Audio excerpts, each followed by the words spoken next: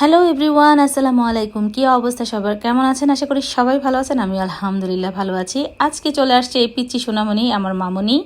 তো ওকে আজকে কানটা ফুটো করে দিব। তো সবসময় আমার কাছে আসলে বায়না ধরে যে সে তাকে সাজুগুজু করে দেওয়ার জন্য।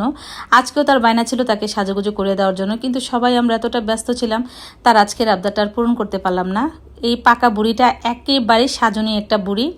তো যাই হোক, আমার আম্মা যান, তো ওকে আমি সুন্দর করে আজকে কানফুটা করে দিব, কারণ তার খুবই শখ কানফুটা করার। তো আমার কাছে চলে আসছে আজকে কানফুটা করার জন্য। তো প্রথমে আমি তাকে একটু ব্যথা যেন না পায় স্প্রে করে নিয়েছি, তারপর আমি একটা চিহ্ন এঁকে নিয়েছি, আর এখন আমি তার কানফুটো করব।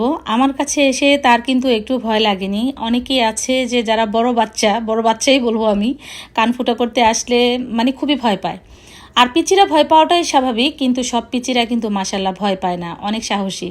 এই যে আমি এখন সুন্দরভাবে ফুটো করে দিচ্ছি, ও কিন্তু তেমন একটা ভয় পায় নাই। তো অনেকেই আছে যে কান ফুটো করতে ভয় পান, আসলে ভয়ের কিছুই নাই, খুবই ইজি একটা বিষয়। আর এটা আমি যদি নিজে উপলব্ধি না করতাম তাহলে বলতাম না। আমার ছোটোবেলায় নাক ফোটা হয়েছিল, তো ওই নাক ফোটাটা একদম নোজপিন পড়লে আর কি যেটা হয় একেবারে বাঁকা হয়ে থাকতো বা সাইডে পড়ে থাকতো। আমি নিজেই একটা সময় চিন্তা করলাম যে কেন এত সুবিধা থাকতে আমি আগের ফুটাতেই নাক ফুল পরবো, এটা আমার কাছে ভালো লাগে না।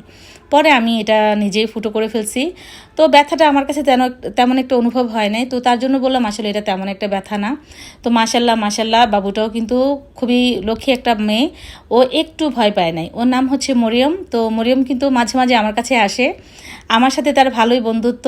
তো আজকে আসছে, আমি মানে আমাকেও সে পার্লারের আপা ডাকে, তারপরে তার যে চাচু সেও আমাকে আপু ডাকে, যেহেতু আমার ছোট ভাইয়ের সে ভাস্তি। তো আমারও সে ছোট্ট একটা পিচি মামনি। তো যাই হোক, ওকে আমি সুন্দর করে কানটা ফুটো করে দিয়েছি, এখন সে হ্যাপি। দেখেন একটুকু ভয় পায় নাই। তো ওর বাবাকে কল দিয়ে দেখাচ্ছিল যে ও কান ফুটো করেছে কেমন হলো। তো ওনারা তো বললো মাশাল্লাহ আমার মেয়ের খুবই সাহস। তো যাই হোক, আমি বলতেছিলাম আমার মিষ্টি কোথায়, তো বলতেছে যাওয়ার সময় মিষ্টি খাওয়াবে। ওর সাথে আমি অনেক রকম দুষ্টামি করেছি।